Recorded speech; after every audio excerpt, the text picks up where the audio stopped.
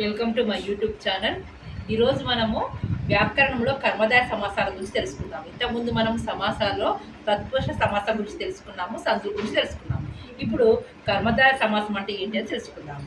Okay, విశేషణము విశేష్యంతో గాను ఉపమేయ ఉపమానములతో గాని జరుగు సమాసములు కర్మధారయ సమాసం అనేసి అంటారు. ఇవి మొత్తం 8 రకములుగా ఉంటాయి. ఇక్కడ విశేషణము విశేష్యంతో, విశేషణం అంటే ఏంటిది? ఇక్కడ ఒక స్పెషల్. మరి విశేషం అంటే ఏంటిది? నామవాచకము, నామవాచకంతో గాను లేదా ఉపమేయ ఉపమానములతో. ఉపమేయ ఉపమానములతో అంటే మనం ఇక్కడ ఉపమేయము అంటే పోలుస్తున్న వస్తువు, మనం ఏ వస్తువుని పోలుస్తున్నామో దాన్ని ఉపమేయం అనేసి అంటారు. ఉపమానము అంటే పోలిక చెబుతున్న వస్తువుని మనము ఉపమానం అనేసి అంటారు. అలా జరుగుతున్నట్లయితే వాటిని మనము కర్మధారయ సమాసాలు అనేసి అంటాం. దాంట్లో మొదటిది విశేషణ పూర్వపద కర్మధారయ సమాసము. ఇక్కడ విశేషణ పూర్వపద, పూర్వపద అంటే ఏంటిది? ముందు వచ్చు పదము అన్నమాట అర్థం. ముందు వచ్చు పదాన్ని మనము పూర్వపదం అనేసి అని అంటాము. తర్వాత వచ్చే పదాన్ని మనము పరపదం అని, ఉత్తర పదం అని చెప్పేసి మనము చెప్పుకుంటాం. అయితే ఇక్కడ ముందు వచ్చే పదాన్ని మనము పూర్వపద కర్మధారయ సమాసం అని అంటాం. ఇక్కడ పూర్వపదం విశేషణముగా ఉండును. పూర్వపదము విశేషణంగా. పూర్వపదం అంటే ఇక్కడ పెద్ద చిచ్చు అని ఉంది. దీంట్లో విశేషం ఏంటిది? పెద్ద అనేది విశేషణం, అవునా? కాబట్టి పెద్ద చిచ్చు అనేది పెద్దదైన చిచ్చు అని చెప్పేసి వస్తుంది. నల్ల కాకి, దీంట్లో నల్ల అనేది విశేషణము. అంటే మొదటి పరపదం పూర్వపదం అనేది వచ్చినట్లయితే, పూర్వపదములు విశేషణం ఉన్నట్లయితే ఆ పదాలన్నిటిని మనము కర్మధారయ సమాసం అనేసి చెప్పుకుంటాము. ఎర్ర గులాబీ, ఎర్రదైన గులాబీ. పవిత్ర క్షేత్రము, పవిత్రమైన క్షేత్రము.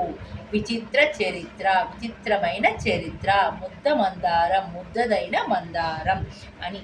అంటే పూర్వపదం ఎక్కడెక్కడ మనకు ఉన్న విశేషణం ఉన్నట్లయితే ఆ పదాలన్నింటినీ, ఆ సమాసాలన్నింటినీ మనము విశేషణ పూర్వపద కర్మధారయ సమాసం అనేసి అంటాము. ఈ విశేషణ ఉత్తరపద కర్మధారయ సమాసము.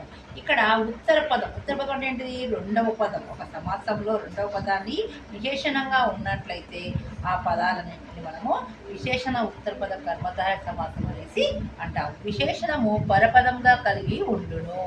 విశేషణము పరపదంగా, పరపదము అన్న ఉత్తరపదం అన్న ఒకటి, అంటే రెండవ పదం అని అర్థం అన్నమాట. కపోత వృద్ధం, కపోత, కపోత అంటే ఇక్కడ ఏంటిది? పావురం. వృద్ధం అనేది ఏంటిది? ఇక్కడ ముసలితనం అన్నట్టు. విశేషణం ఏంటిది? ముసలితనం ఉండడం విశేషణం, అవునా? కాబట్టి వృద్ధమైన కపోతం అని అర్థం ఇక్కడ. అంటే ఈ వృద్ధం అనేది సెకండ్, అంటే పరపదంలో ఉన్న పదం ఇక్కడ ఏమవుతుంది? మనకు ముందుగా అంటే పూర్వపదంగా వస్తుంది. పూర్వపదంగా వచ్చి కపోతం అనేది మనకు ఉత్తరపదంగా ఏర్పడుతుంది అన్నమాట సమాసంలో. ఇక్కడ కపోత వృద్ధం అనేది వృద్ధమైన కపోతము. వృక్షరాజము, వృక్షరాజం అనేది ఏంటి? ఇక్కడ దీంట్లో రాజం అనేది విశేషము, అంటే ఇక్కడ శ్రేష్టమైనది అర్థం వస్తుంది అన్నమాట. కాబట్టి వృక్షము శ్రేష్టమైనది, వృక్షం అనేది శ్రేష్టమైనది. ఇక్కడ విశేషణ ఉత్తరపద కర్మధారయ సమాసం. అంటే ఉత్తరపదము ఎప్పుడు విశేషణంగా వస్తుందో దాన్ని మనము విశేషణ ఉత్తరపద కర్మధారయ సమాసం అనేసి అంటాము.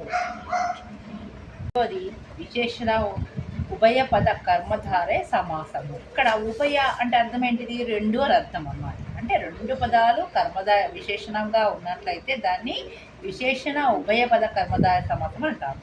సమాసంలో రెండు పదాలు విశేషణంగా ఉంటే విశేషణ ఉభయపద కర్మధారయ సమాసం అని అంటాం. ఉదాహరణకి శీతోష్ణ స్థితి, శీతలమైనది, ఉష్ణమైనది. ఇక్కడ శీతలం అనేది అంటే ఏంటి అర్థం? చలిగా ఉండడం.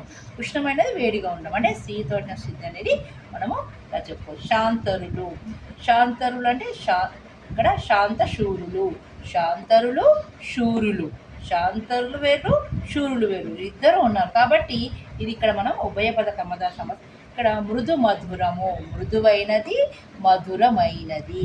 ఇక్కడ రెండు పదాలు మనకు విశేషణంగా రావడాన్ని మనము విశేషణ ఉభయపద కర్మధారయ సమాసం అనేసి అంటాము. ఇది మీకు నచ్చినట్లయితే నన్ను లైక్ చేయండి, షేర్ చేయండి, సబ్స్క్రైబ్ చేయండి. సబ్స్క్రైబ్ చేయడం, లైక్ చేయడం, షేర్ చేయడం అస్సలు మర్చిపోకండి ప్లీజ్. Thank you.